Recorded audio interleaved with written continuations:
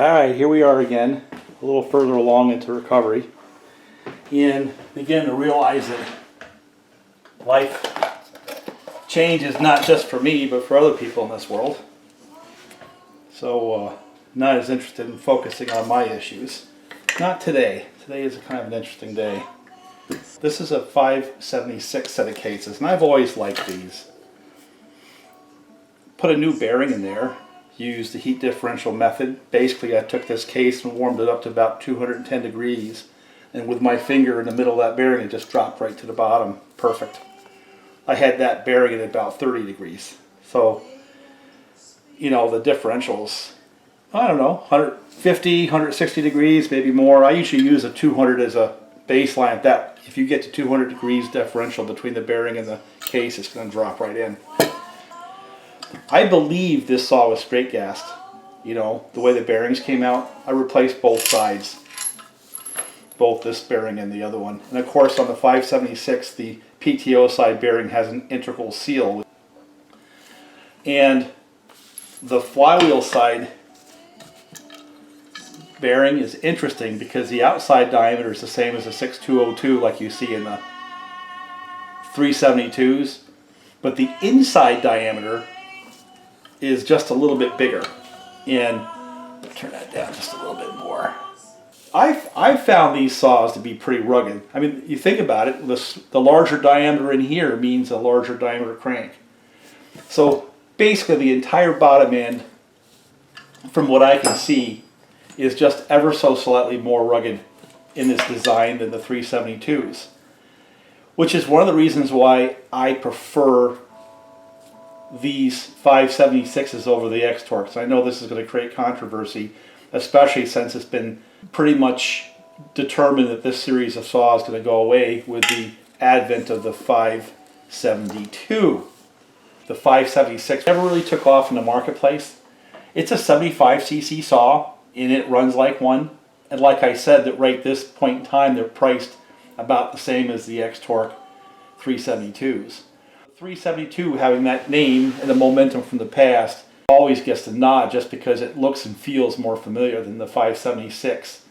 Weight-wise, the 576 and the 572 X-Torque are roughly the same. The 576 versus an original edition 372 is a different animal. Just my humble opinion. I think a 372 original edition would be my favorite saw from that class from Husqvarna. The 576 is a very close second, you know, especially the Autotunes. Just an opinion. And I guess part of the reason why, it's not that the X-Torque is a bad saw. We go around circles on this, me and Bob have. But I see the 372 X-Torque as a actually quite clever design to work around the new emission regulations, and it works. I think the 372 X-Torque has surpassed everybody's expectations in terms of sales, but also performance. It's not a bad saw. But the engineer in me prefers designs that were meant to be what they are, and there's no question in my mind that a 576 was designed from the bottom up to be what it is, which is why I like them.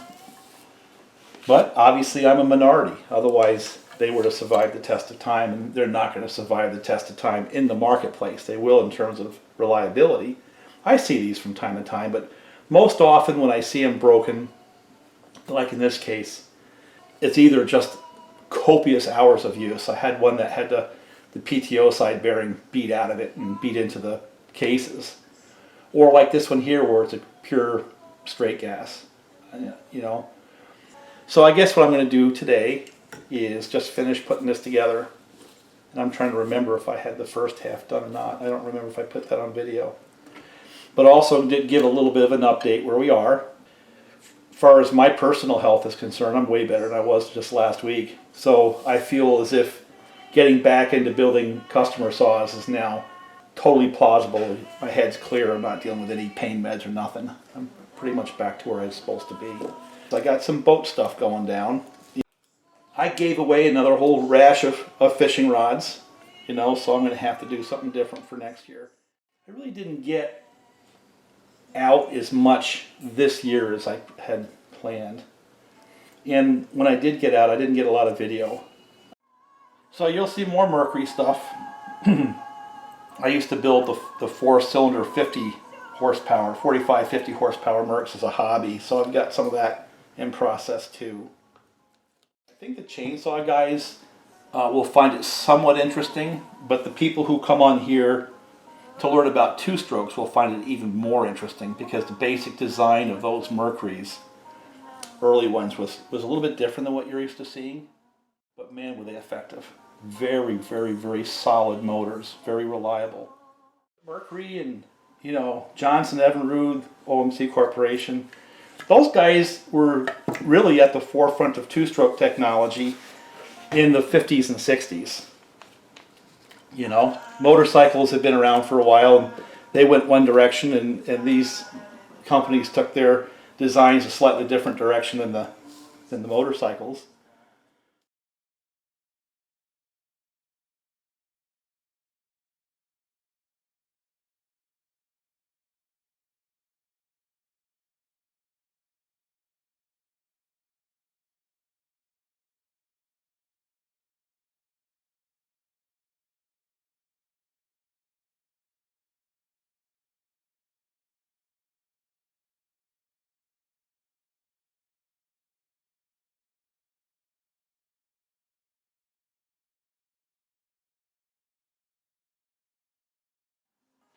Okay, we're got that pulled together. I don't know how much I got on video, but I did it pretty much in the standard way, and it's obviously pretty free.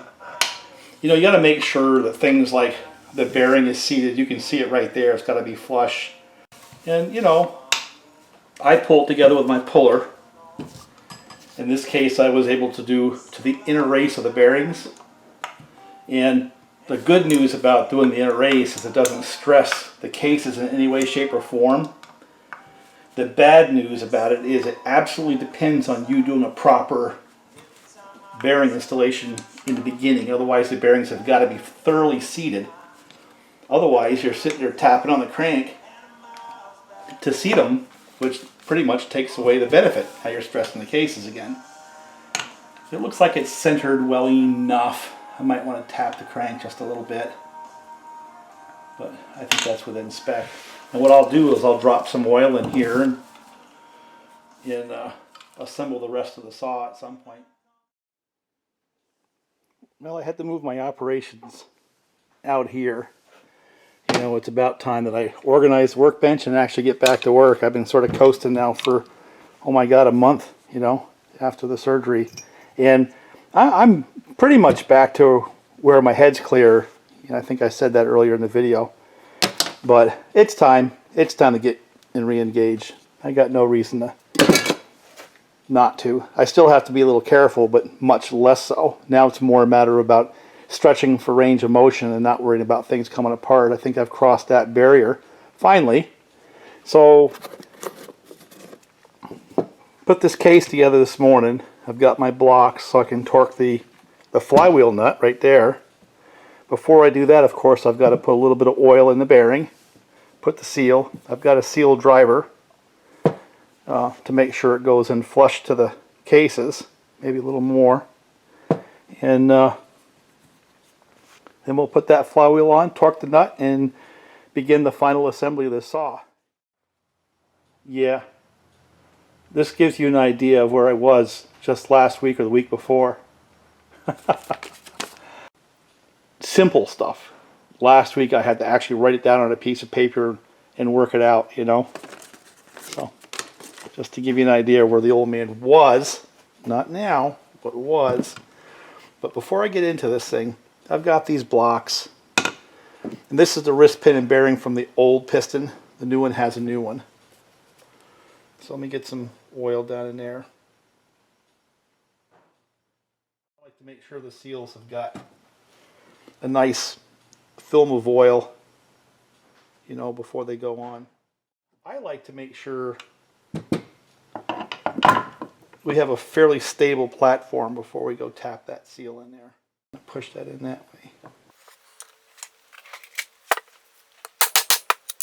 And true to form on a lot of these Autotune saws that Husky has built over the years, is the ignition wire goes underneath the flywheel. So whether or not you've got the ignition actually installed or not, that's really not the point. But you got to make sure you've got that stuff laid in there before you go ahead and put the flywheel down. Otherwise, you're just going to create yourself a problem where you have to go pull things apart and be really, really annoyed. You know how I know that? Yes, I've done that in the past. Not this time, fortunately. I learn. It may take a while, but I do learn. So I'm just going to leave that firm. We're going to tighten it up later. And now I've got the ignition wire tucked away underneath the way it's supposed to be. The ignition coil on the one end holds it down, and that does on the other. There's really nothing else. The 562s, of course, you've got that little screw in the middle that does it, but these you don't have to do that. So let's get the flywheel on.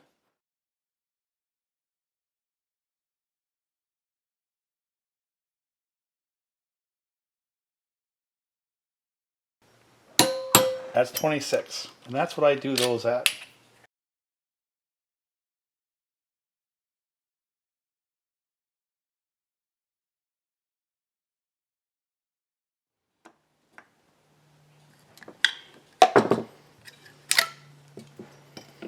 Make sure we got clearance.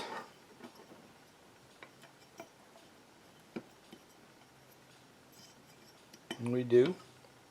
You make sure the ignition wires is put on there. The bottom end is essentially done. Right? I miss working on those old Mercuries. You know, you're going to see more of that in the channel. It's just something I like to do. I used to do that quite a bit as a young fella. Now, one of the other things I want to mention on this 576 is because this one is not an Autotune. It doesn't have that coil that goes underneath here to power the ignition system. It has just simply a normal coil. And this one here, if you look very carefully on it, I'm not sure if the camera will pick up, but this saw is limited to 13.3. And when I set this thing up, I'm going to set it up to 13,000 RPMs. But I find that interesting.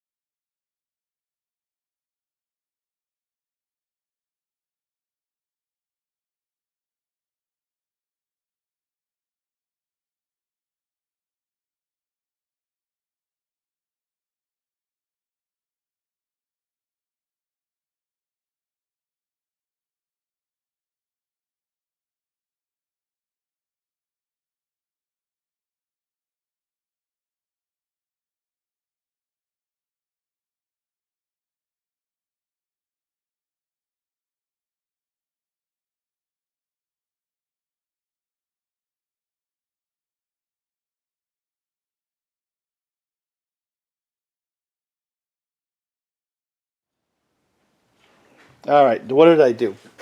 Talked to my friend for a little while. While I was talking to my friend, I put the piston on, piston ring compressed with this, put the carb assembly on. I put a little bit of 1184 behind that seal. Since this is not an Autotune, you only have one wire coming up from the ignition. It goes right there. And then you have this one that goes to ground. You've got the throttle cable, you've got the tank vent, and you have the fuel line. That's really all you have to worry about. It basically sits right down in there. Now what I've done is what I usually do with these is I basically just bring these down where they're, I've got 1184 on both sides of the gasket, and I just bring these things down just past finger tight. And once I let that sit for a little bit, then I'm going to crank on them. Let me make sure this is, that's tight. That's tight. You see how that ignition plug wire goes behind here up through those places? Isn't that cool, where it holds it away from the fin, so you don't have the same kind of issues you have on 372s where the plug wire gets into the fins? But I don't know if you notice, it pretty much goes right together. They're pretty simple saws. Well, it's been sitting long enough. Let me crank that cylinder down make it nice and firm.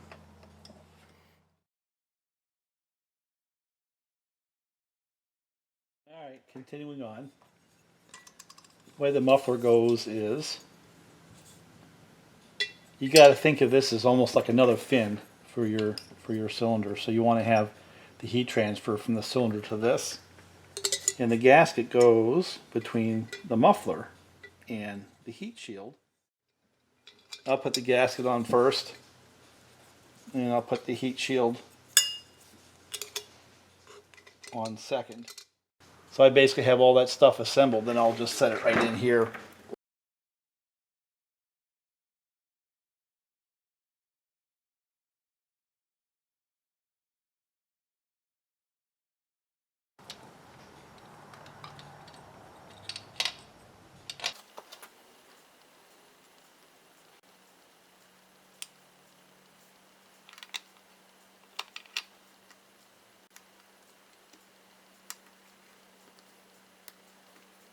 There's a sleeve that goes down in there. I didn't show it, but there is. Before the worm gear does. And these things here, they had a thread locker on them. This is for the oil pump. I like to put 1184 back on them. There's not a lot of thread engagement. It's not a bad idea to glue them in. You really don't want to get too awful aggressive with those because there's just not a lot of thread engagement, so careful.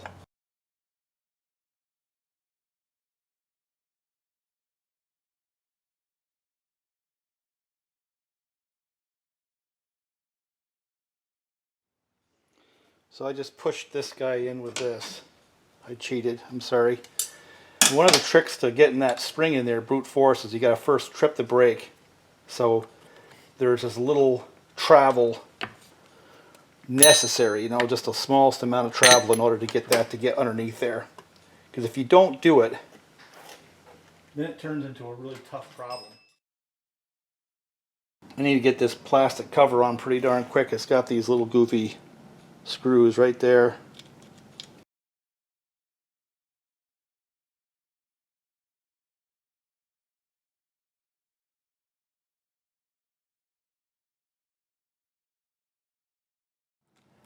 Good idea to keep these around. This is for 562, but I think it'll work. And it's that bushing. 537202801. Goes like that. And this guy can go down on top of that, and that pretty much takes care of the handle and the chain brake.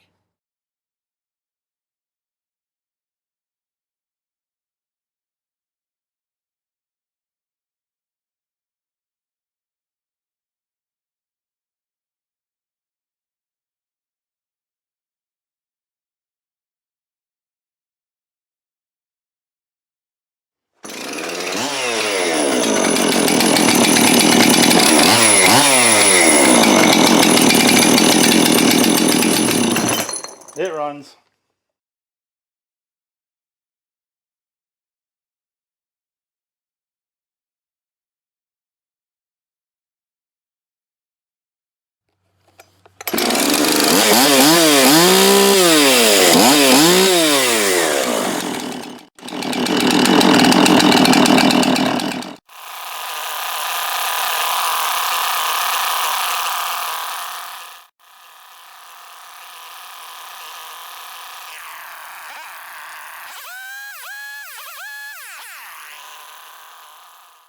That's good. I'll just leave it right where it is.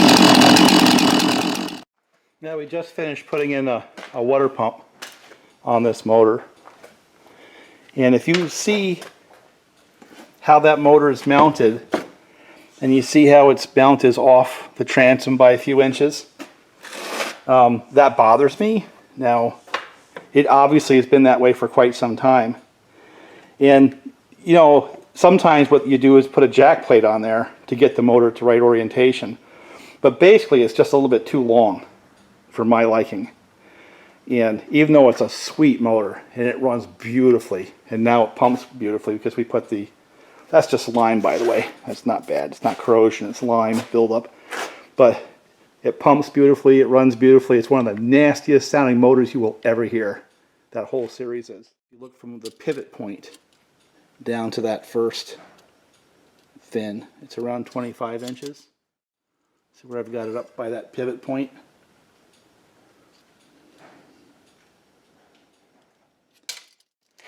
And the motor I want to put on there, either this one, I mean this one could do it too if you look from the pivot point to that first fin. This is a little bit 21 inches. It's actually 20 inches. I mean, that's one option. That's a 4-cylinder. But I'd rather put this one on there. Again, you see where the pivot point is? Right there. So if you measure from the pivot point down to the, it's right in line with that 20 inches. So this engine, the leg is about 4 or 5 inches shorter, which means I can mount that solid to the top of the transom, but also get a little bit deeper towards the bottom of the transom on the mounting. This one here is a much more solid mount than even this one. So this one might get the nod. You know, it's a force-inspired 4-cylinder, so it's not as much fun for me. But it's a good motor, you know what I'm saying? They were good motors. And that 135 will come off and hang on the wall somewhere until I find something more suitable. But you can see what I'm talking about, right? So that's a project, you know. We're going to do some of the interior, and we're making some covers for it. But the floor is solid, and from what I can tell from the transom, there's only a little bit of delamination on the one side, but for the most part, the transom is solid. So, you know, it turned out to be as good, if not better, than what I was looking for. Open bow, we're going to tear all that out. This will be a channel project boat. And the trailer, we got to get the boat off the trailer so we can blast it and paint it. We're going to do those kind of things. I know that's not quite as interesting as chainsaws, but it's what we do. Yeah, picked up another project. Price was right. Carburetion's got an issue apparently. You know, they were trying to redo that. But what this is, it's an old Merc 110. It's 10 horsepower, well 9 point something. But effectively a 10 horsepower 2-cylinder. And these things are just really simple. It's really easy to work on these. And about the only thing I check for when I'm looking for a project like this is to make sure it's got some level of compression, which they usually do. And then also to make sure that forward and reverse work. So you put it in and out of gear and make sure it locks up with the prop. And the other thing you do is make sure that prop turns without being you know, straight, where it's not on an eccentric. If it's bent, that means you got a bent shaft down there, and that's a pain in the neck. Carburation, fuel pump, stuff like that, that's no big deal. But bent prop shaft is something I don't want to deal with. So anyway, let me see if I can get it out of here and lay it over and see whether or not I got a deal, or did I get a pig. Well, I got a tank full of gas. God only knows how long that's been in there. And while the end of the prop has been dinged up, it doesn't look like it's wobbling or anything. So that means that the prop shaft itself is probably fine. There's neutral. There's reverse.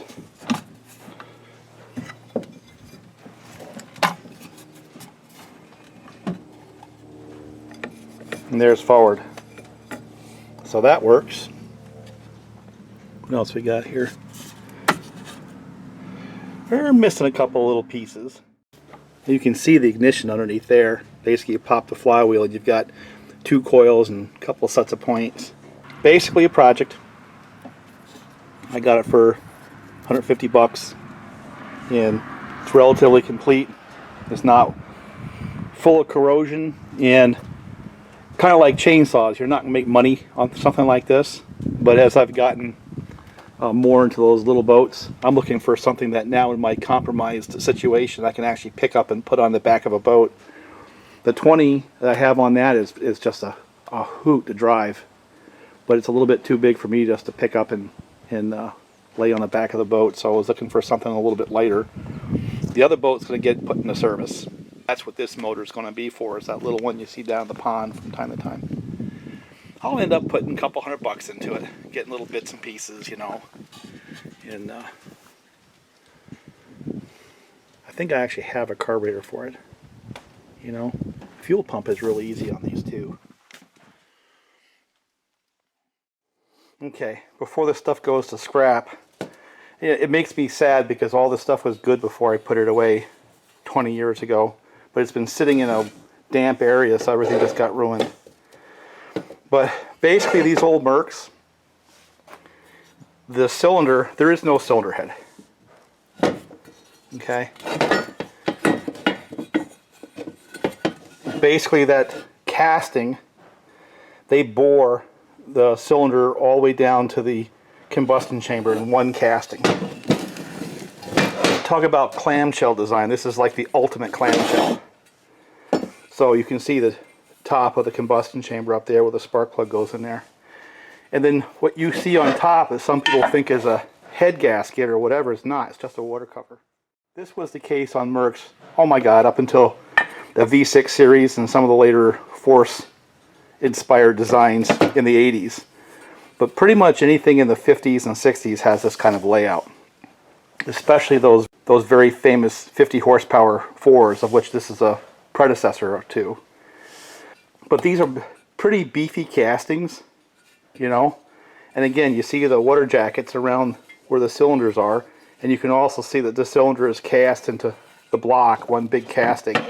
These are actually sleeved. They're iron sleeves.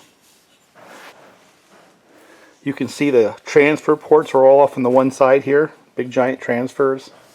And the exhaust, those are the exhaust ports. Goes into this chamber right there.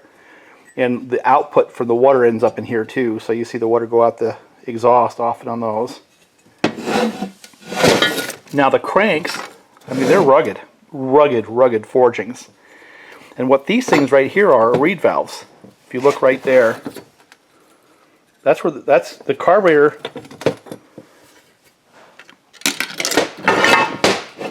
The carburetor mounts right here. See, this would be the other half of the clamshell. And this is the accessory drives for like the starter motor and the magneto. The ignitions are self-contained magnetos. I've got a bunch of those around, believe it or not. This bottom captures the crankshaft assembly. And when you put these things together, basically you have to set the crank in. And these pins, there's little holes. You see them right there? Well, these pins on the reed blocks, they go into that. There's also a center main bearing carrier section, which is not on this one here. But these things will set right in there. And when you build these, you actually have to have the pistons assembled. The pistons, the connecting rod, and the caps assembled. And you set the whole assembly down inside.